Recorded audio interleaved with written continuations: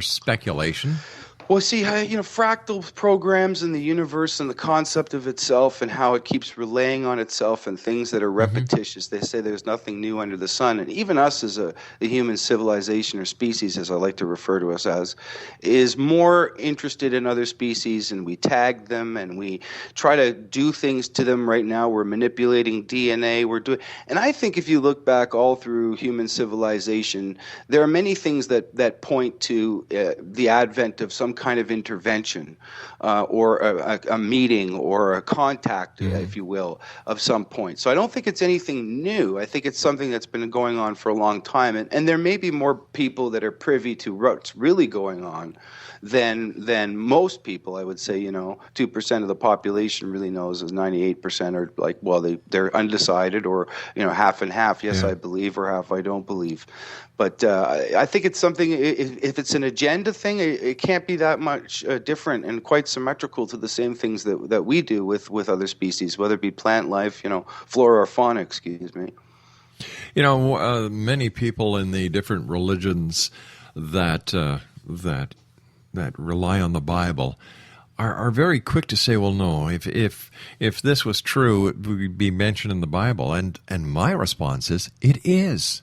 Exactly. The book of Ezekiel even talks about, his experiences with the wheel in the sky. But it even goes back to the time of Moses. Oh, absolutely.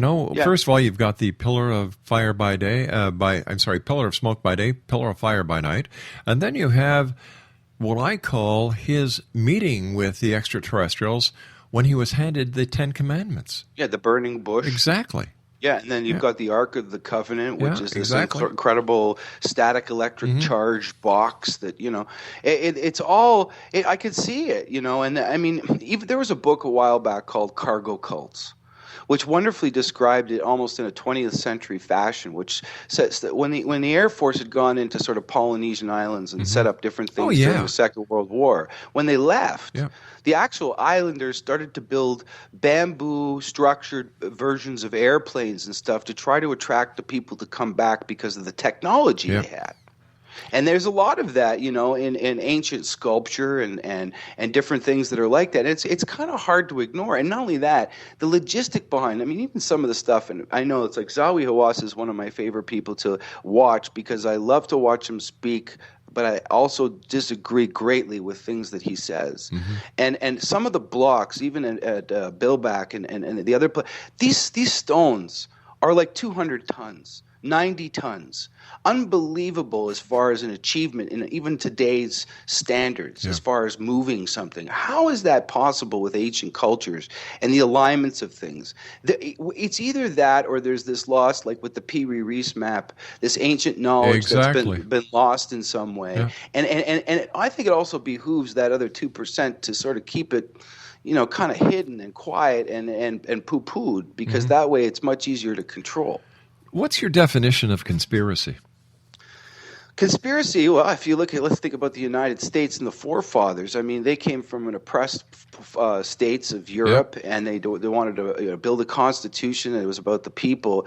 And they themselves spoke of the idea that, conspiracy is something that is to overthrow or to take over a situation that is sort of brought about by earnest. So, and to manipulate others on that behalf. What the thing about the clature of it today and how it relates to it being a stigmata of somebody that's crazy is that it's tied in all these different things and people that maybe also make outlandish claims. But the reality of it is that a conspiracy is a real thing, and a theory is also a really thing. Without theories, we don't have the theory of relativity or gimbal equations in order to be able to do things. So to put the two together and then to have that stigmata attached to it is ridiculous, because it actually forces people not to think and question and to ask pertinent information and questions that can help people in some way to understand more. So conspiracy to me is a reality, and even like General Westmoreland. He was at Harvard University. He stated to the entire populace that the Bay of Tonkin incident was set up, and it basically threw everybody into the Vietnam War. So if that's not a conspiracy to overthrow and undermine the idea of what the American public thinks, I don't know what is. Why do you think, or do you think, that there is a conspiracy in play to suppress the information about extraterrestrials and extraterrestrial visitation? Well, like I said, I think it has more to do with control. I mean, oh my God, like even somebody like without even going on an extraterrestrial level, which we will, but Tesla, like, I mean, he himself and the inventions that he came up with are, and I'm sure when he passed away, there's information we know nothing about. And it behooves whoever has that information to manipulate other people. And that's what I find is that whoever is running this sort of behind the show scene thing, it's not really about money. It's more about control and either gaining something that we know nothing about, whether it's technology or moving past realms that we know nothing about.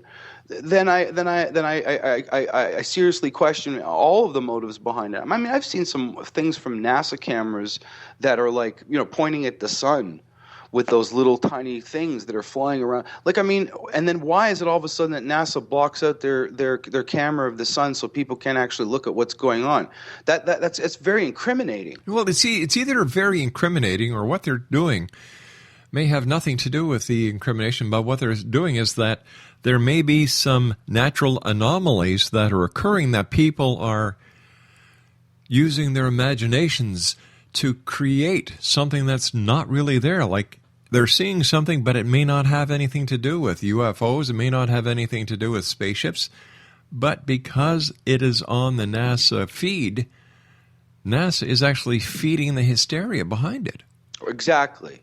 And that's the thing about all of this is that who's benefiting from it? Why is there the suppression of the information? And that's the thing. In this day and age, information in our word is like gold. Yeah. So when people have no comment or they're passing the buck on a regular basis, but nobody wants to have the onus, that's where we really start to have the problem and where the confusion starts to lie. And everybody's left asking or forgetting about it within a 5 to 10 year span and not even worrying about it anymore. Exactly, and a perfect example of this in today's news is over 90 days ago, Flight 370 disappeared. That's right. Do you hear about it today in the news? No, everybody's talking about Tiananmen Square and how nobody's talking about it. And I think that's the thing is that the acceleration of the technology that we have today is incredible. Yeah. Here you and I can sit and talk with clarity and have this show. And years ago, not even 20 years ago, I was still sending information around via the postal service. Exactly. Here, banking instantly, everything happens. It's moving so quickly that people don't have a time to catch up mentally with things that are going on. It's hard to navigate through it all. So to even have empathy for history or a situation is difficult. Ed, stand by. Nice talking to you. Thank you very much for joining us tonight, Ed. Pleasure. Ed Roman's my special guest, www.edroman.net. This is the X Zone. I am Rob McConnell. We're coming to you from our broadcast center and around the world on the XZBN. We'll be back. Don't go away.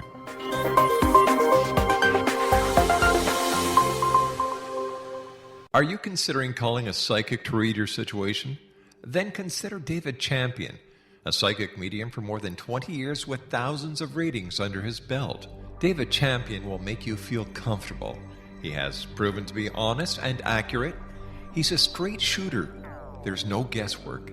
What he sees is what you get. While he is a medium, most of the calls focus on relationships. Not only love, but work, school, neighbors, and more. Need help with finding a job and preparing for the interview? Are you dealing with people who are obstacles in your path? For more information, go to davidchampion.com. $1.50 per minute paid by credit card with a minimum of 30 minutes. For your reading with David Champion, call 1-877-702-8598. That's 1-877-702-8598.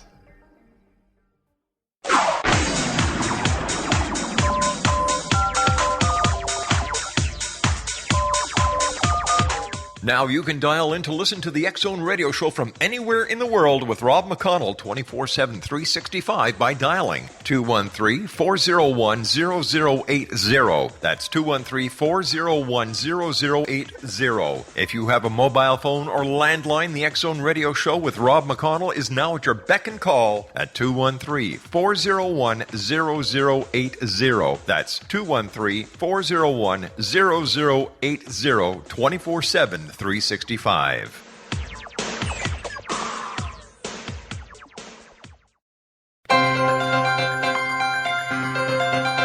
This is the X-Zone Broadcast Network, broadcasting worldwide on broadcast affiliates and satellite program providers, including CNN Broadcast Network, Sirius Satellite Network, Star Media, Good News Radio Network, Angel Broadcast Network, Wiki Broadcast Network, and WPBN TV. For more information on the X-Zone Broadcast Network, visit us at www.xzbn.net.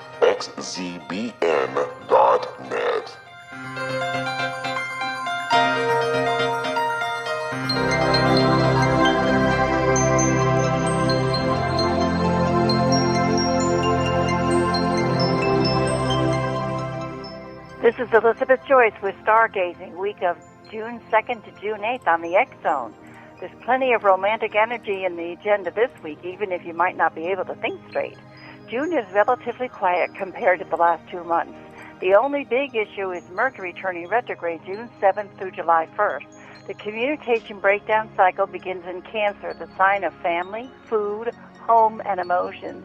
Then it goes backwards into mental Gemini. Plan to do a lot of short, quick projects this month rather than taking on something excessive. It would be good to catch up with old friends or to learn something new. This is the final month of Jupiter in Cancer. The purpose has been to create a life that includes more nurturing, both for yourself and others. Monday the 2nd is particularly a good day for sharing with others. Remember that Mercury turns retrograde at the end of the week, so take care of communications and date scheduling now. On Wednesday, the love planet Venus in Taurus will embrace enchanting Neptune in a supportive sextile. This aspect guarantees that Earth and water signs will enjoy succumbing to the hypnotic spell of their sweetheart. Creative pursuits are also favored. There are 2 grand trines on Thursday the 5th. This is auspicious, but it moves through very quickly. Do something nice for yourself. One triangle is the feeling of water signs, Cancer, Scorpio, and Pisces.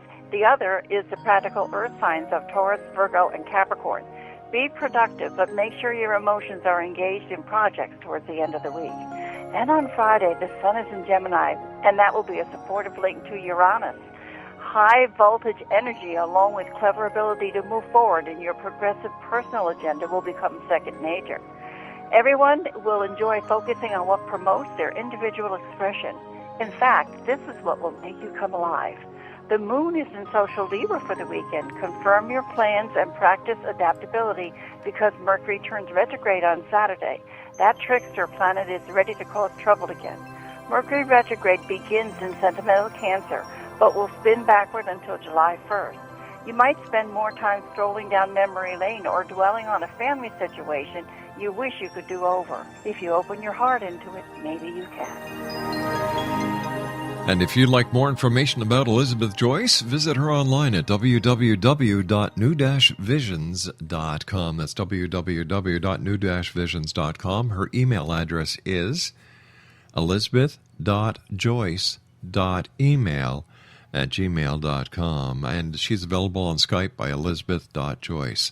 Exonation, my guest this hour is Ed Roman. His website is www.edroman.net. And Ed, before we went to the commercial break, we were talking about conspiracies.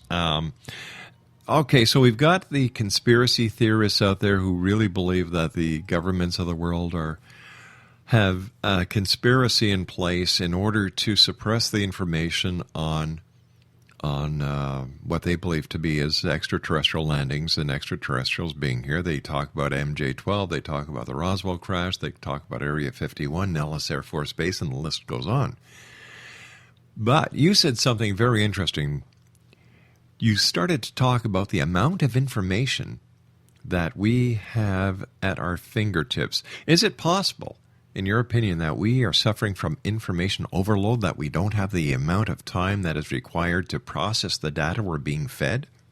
Well, and absolutely. And I think that's the thing about technology is that, it needs to be taken with a grain of salt and how we integrate it with our lives. We're so, rushing towards that enlightened moment of what's to come next that things become antiquated within days. Yeah. So I think it's highly integral to remember what it is. To me, if we use the metaphor of a hammer, and people might think, well, a hammer is not